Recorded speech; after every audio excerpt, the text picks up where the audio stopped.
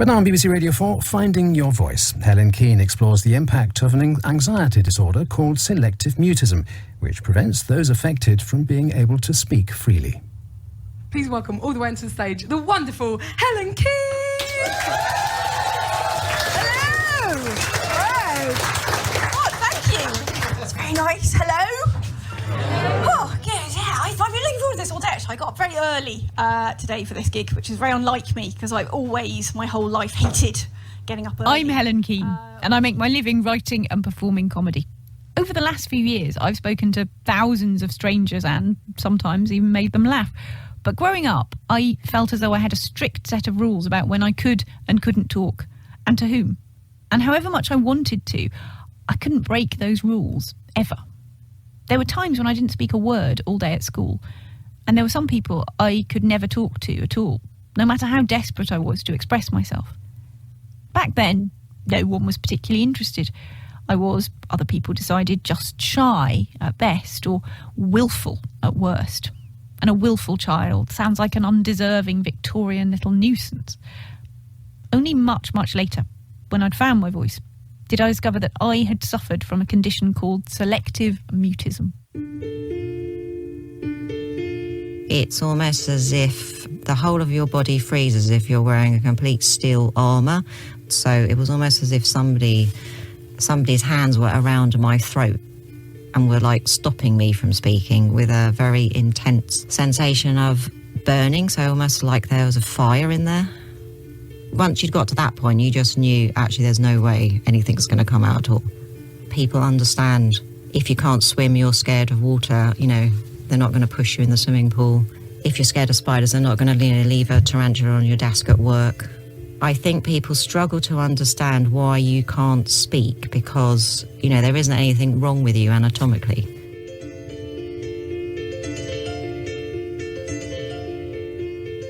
Selective mutism, or SM, was first formally recorded in the 19th century as aphasia voluntaria, meaning a voluntary lack of speech.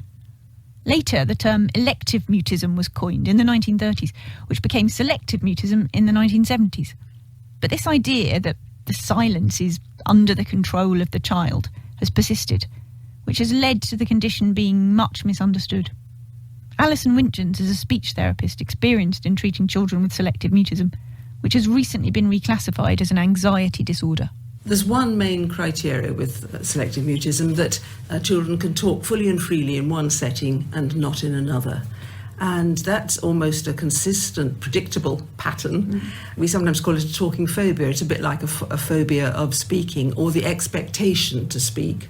Yes, I think the interesting thing is the predictability, and you say the sort of sense sometimes that the child almost has rules when they can and can't speak, and it is That's right. very much Yes. something that you can predict. Yes, I like the way you say can and can't speak as opposed to will or won't, because the language is a very subtle thing. Yes. And it's really important that they do or they don't speak in certain settings. Many, many more children are now coming out of the woodwork because, of course, the silent child is the forgotten child. And there's a lot of misunderstandings, you know. Oh, they can't speak. Is it that they haven't got English? Is it that they're purely late talkers and that accounts for it? Or is it that it's willful? And there's been a lot of misunderstanding about selective mutism. One of the most striking cases of selective mutism in the literature comes from the United States, where, in the 1960s, entire communities in the Appalachian Mountains were discovered to have many of those who were, as they put it, quiet-turned. In other words, they didn't say much. The Appalachian children were forced to leave tiny village schools to attend new municipal schools with hundreds of others, sometimes with painful consequences. Tony Klein is Professor of Educational Psychology at University College London. The government closed a lot of tiny local rural schools in the hills and said, we are creating what will be, oh, by the way, it's cheaper, but what it will be is much more educationally stimulating. It will offer opportunities which we cannot offer in these tiny, very local schools. We will bring children to the nearest town and they will be in schools of 200 to 300. But what was happening was the children were being taken on a bus for the first time out of the community where they, and perhaps their parents, had spent all their lives. And they just froze. And some of the children didn't unfreeze, who found the whole thing so terrifying that they were not communicating. Unsurprisingly, many children are labelled as shy, as I was, and shyness can develop into SM. But there are several key differences, not least that shy children can usually express their shyness. With selective mutism, it's often impossible to say anything, to apologise, to express your anxiety, your fear. I used to feel quite jealous of children who could say, "I'm shy." Hello. Come on in. Hello. You had a bit of a trek. Yeah. Making a programme about selective mutism means you run up against the obvious problem of not being able to talk directly to children who have the condition. But I did meet two parents of SM children. First, Catherine, a teacher and mother to 17-year-old Daniel. He was very fluent speaking, certainly by the time he was 2. The problem really came when he started preschool. We thought that perhaps he was just shy. He wasn't happy there. He would hide under the table, cry, call for me. Then when he started primary school, reception class, he didn't really speak to anybody, peers or teachers. Some people thought perhaps it was a behaviour issue and thought that perhaps he was trying to manipulate situations, which I found very tricky as a mum, because I thought that's not my boy. That's not what he's like. You knew Daniel and you didn't think that was what was going on. Yeah, it didn't seem to fit with the happy little boy that I saw here at home. And a big turning point was when I went in as a parent helper one day at school. It was Arts Week and all the children were muddled up into different year groups, and Daniel was in year 2 at that point. And the teacher said to all the year 2s, right, you'd pick a year 1 and a year R child to work with. And Daniel was standing on the end of the line. And as they were going round and all the year 2s were picking the children they wanted to work with, and it got closer to Daniel, his face went white. His bottom lip came out and I could physically see it trembling. And it broke my heart to see it. But on the other hand, it was really useful because I could see, yeah, this is a physical problem. This is not something that he is trying to manipulate. And the anxiety, and I mean, even now I can see that poor little face because it really was hard to watch it. Melanie is 15. She's in her last year of school. She's, I could describe her, certainly at home, very confident, very boisterous, very creative. She loves to sing. She's a very creative and bright individual. Like Catherine, Susan first became aware of her daughter Mel's problems with speaking at an early age.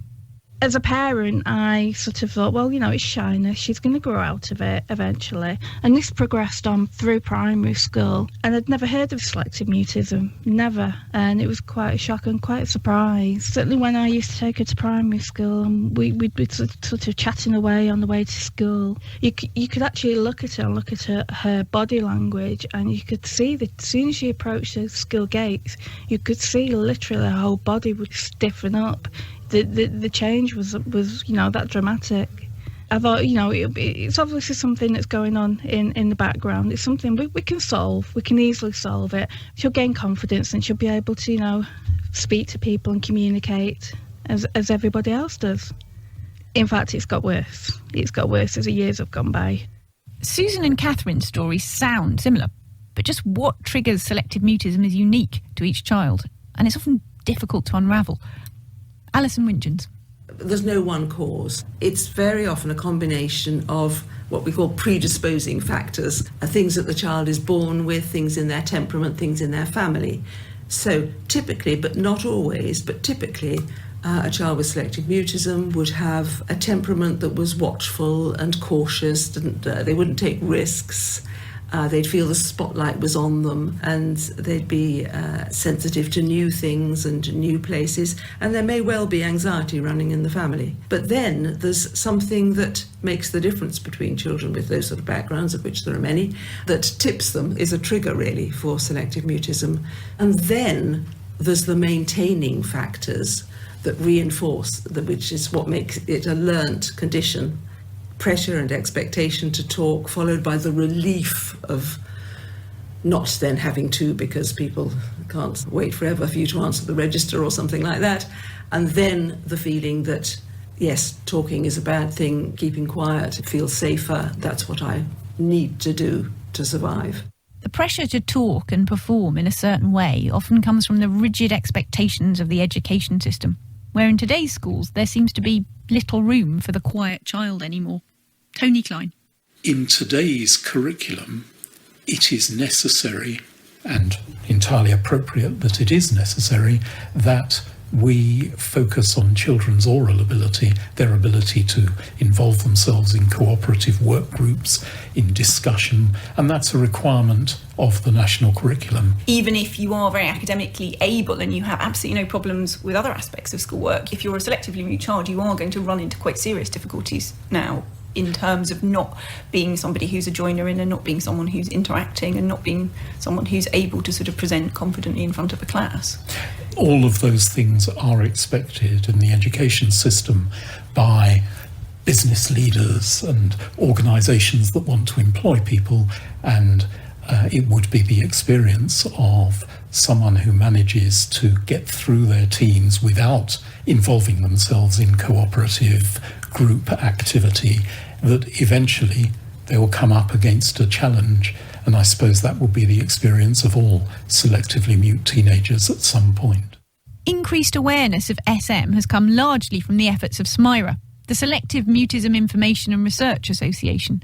Lindsay Whittington is SMIRA's coordinator and also mum to a now recovered selectively mute daughter. The important thing is to get them early intervention to help them through it, in which case they can recover quite quickly. But sometimes it goes on right into the teenage years and in some cases, sadly, into adulthood. We know of children who often aren't recognised until they're perhaps 7 or 8 years old, by which time it's getting a bit late to bring in intervention. It's become a habit with them by then, and it's much harder to treat as the child gets older. SM is relatively rare, though SMIRA estimate that it affects around 1 in 150 children. Awareness is growing, but unsurprisingly, it is a condition that many still find challenging to deal with. All the way through his life, we found that you get different groups of people. You get some that really listen, try to understand, go out of their way to try and make conversation with him. And then you get the other people that just, you can tell that they don't understand it and they don't really want to try and understand it, outside of school, and teachers that have been like that. But on the whole, his teachers have been very supportive.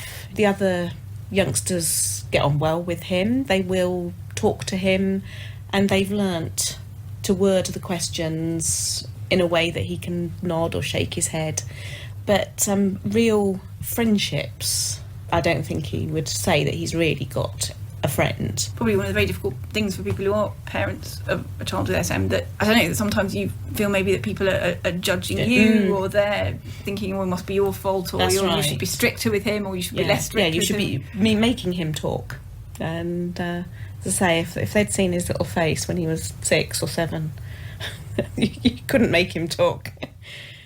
Emotionally, it's been hard going. It's been very hard going. To her, she just wants to be like any other teenager, to have that, social group around her. And, as a parent, you're battling with the people that you think are supposed to be there to help your child, when in fact they absolutely do not know nothing. So you become sort of worn down. A teacher faced with a child with selective mutism feels very challenged.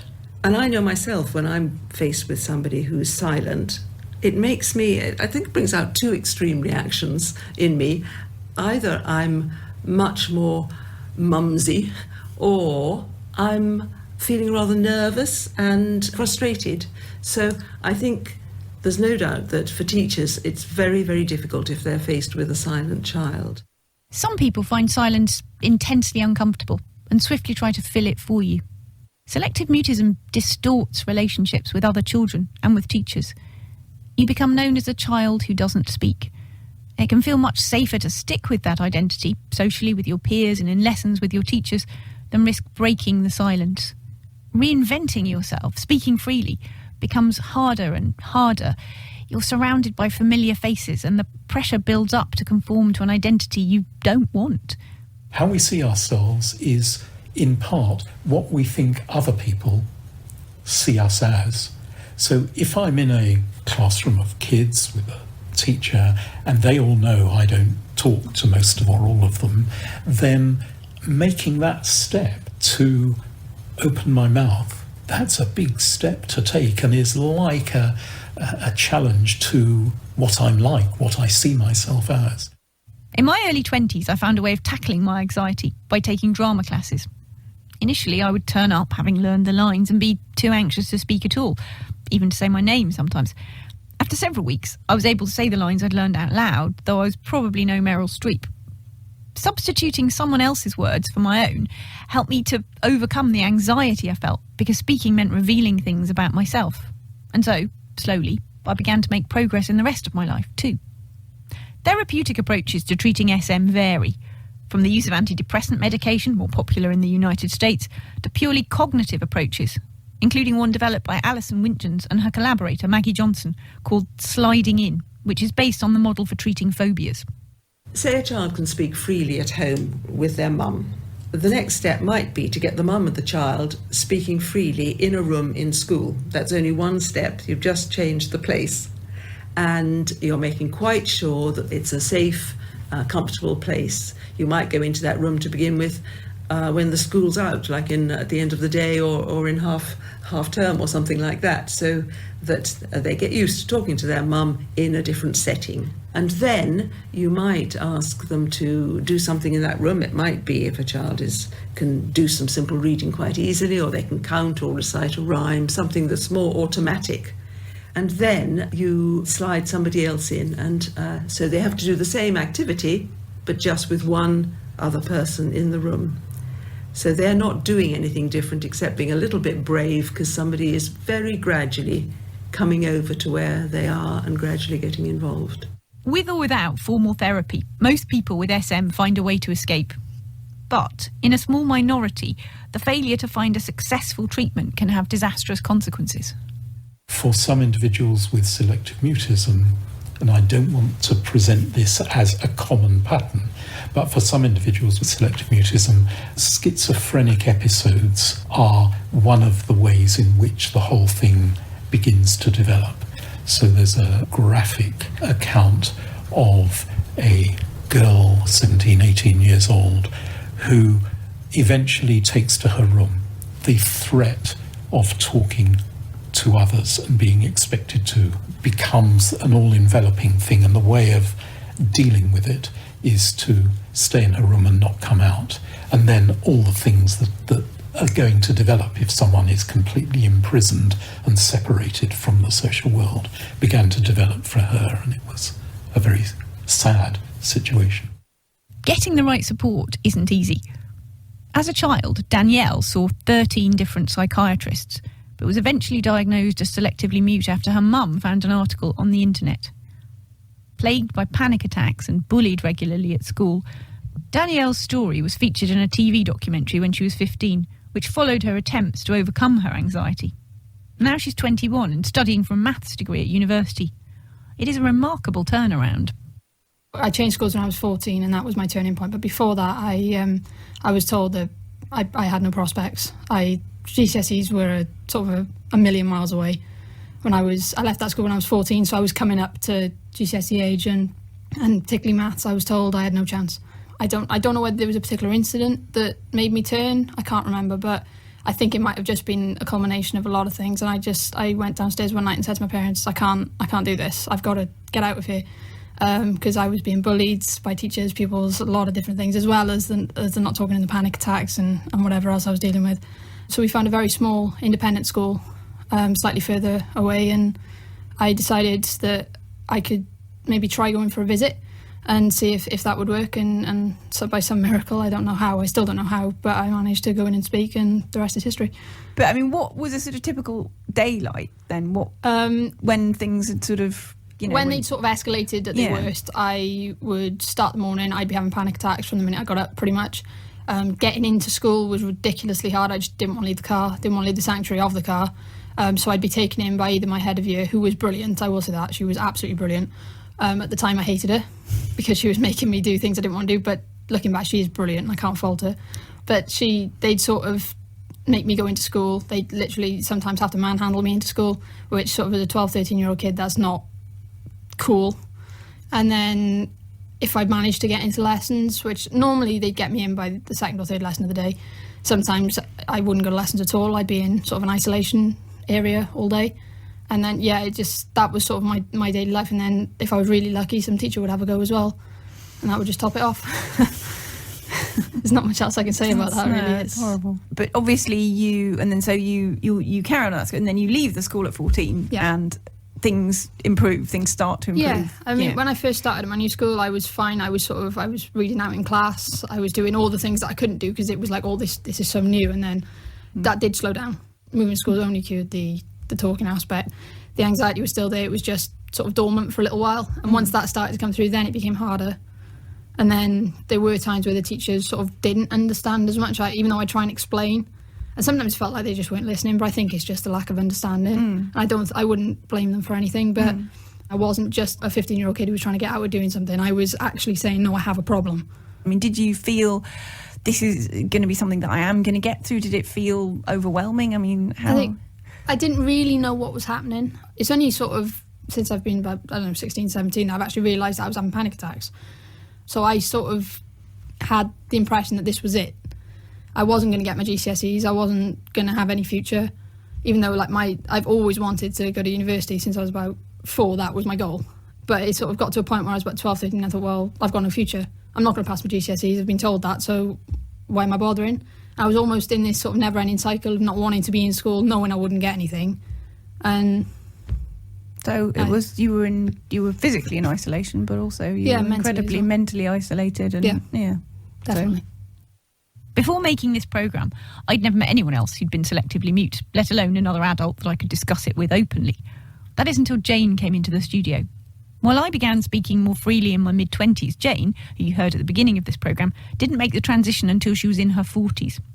I don't remember a time when I spoke freely and easily. So it was very frustrating because I often felt like I had something important to say or something to add. Or even, I had an opinion on the subject, and that moment was gone.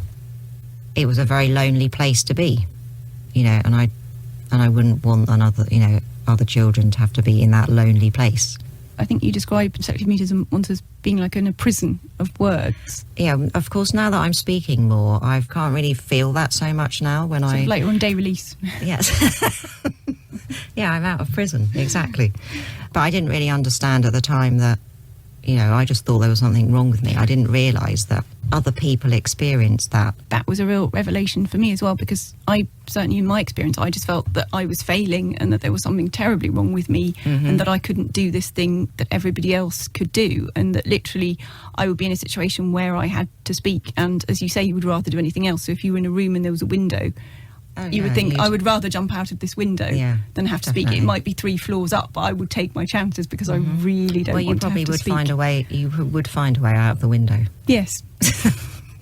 Do you still see yourself as transitioning through selective mutism, or do you see it very much as something that's part of the past? Or I don't think it'll ever disappear completely. I think it's about managing those kind of triggers and constantly not jumping out the window off of the 3rd floor, but staying in the room. It's easier said than done. Actually, the most exciting thing about speaking is actually being able to say no and being able to say yes. No to the things that I don't want to do and yes to the things that I do want to do. One small story from my past was that as we were talking was that, I was so desperate to say that brownie oath. I think I went for a whole year. Had the uniform, went in there and thought, no, I'm going to become a brownie today. And every time I got there, I just couldn't say that brownie oath. In the end, I did become a brownie. I was trying to remember what happened. I think maybe the brownie leader got, I don't know whether she got so frustrated or perhaps she just felt sorry for me, that I think she allowed me to say the first 2 lines or something, or maybe 1 line. And how old are you then? I must have been about 8, 9. Finding a way out is rarely fast nor easy, but everyone in this programme is coping and looking for a way through, for the change that will allow them into the everyday world where they can freely choose when to talk and when to be quiet. Lately I've been losing sleep, dreaming Melanie recently sang on stage in front of hundreds of people at a local talent competition. She loves singing. That's definitely her passion, and I think that is going to be her way out, so to speak. It's going to really give her something, a goal to go for. So yeah, I do have high hopes for her, and I think she will eventually struggle through it and come out the other side. And for Catherine and Daniel, the future is uncertain, but there is hope. There is that anxiety. It's a big world out there. There are so many different choices. And so you're naturally anxious, thinking, well, what's going to happen in 18 months' time? He keeps saying to me, don't worry, the right job will be there. he doesn't worry about it. And I think, well, that's good, because if he's not anxious, then that can only help him, really. What about the future? I mean, how optimistic do you feel? When I'm having panic attacks, if I've had a few days sort of with panic attacks every day, then I just think, oh, what's the point? Like, I'm not going to get anywhere. If I've had a couple of good days, then I'm like, yeah, I can do this. This is going to be fine. I think for me, I just need to get my head down. As far as I'm concerned, for me now, it's just focusing on my degree, because I'm hoping, saying I do a PhD, that'll take me up till I'm 26. So I'm hoping by that point, I'll have got over a lot of the anxiety. I'll never forget the first time I went out and spoke freely to every single person that I wanted to. And it was intoxicating to feel so normal and just like everyone else. But I was still deeply ashamed of how difficult I found talking. And it still felt like something to hide from the rest of the world. And yet it was also a new world, one in which I would have to renegotiate my relationships and my sense of myself. And the same has been true for Jane. Now that I've started speaking, I actually choose who I want to be with and choose my friends. Whereas before, I think some of my friends were all kind of almost my voice, or I use them as my voice.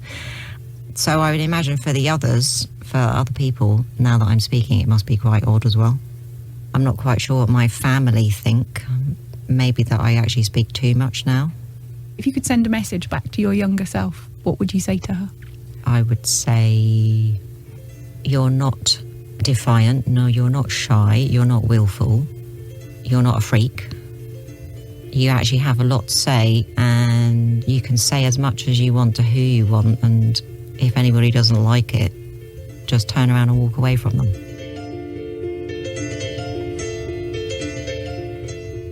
Finding Your Voice was presented by Helen Keen. The producer was Ramit Sabah.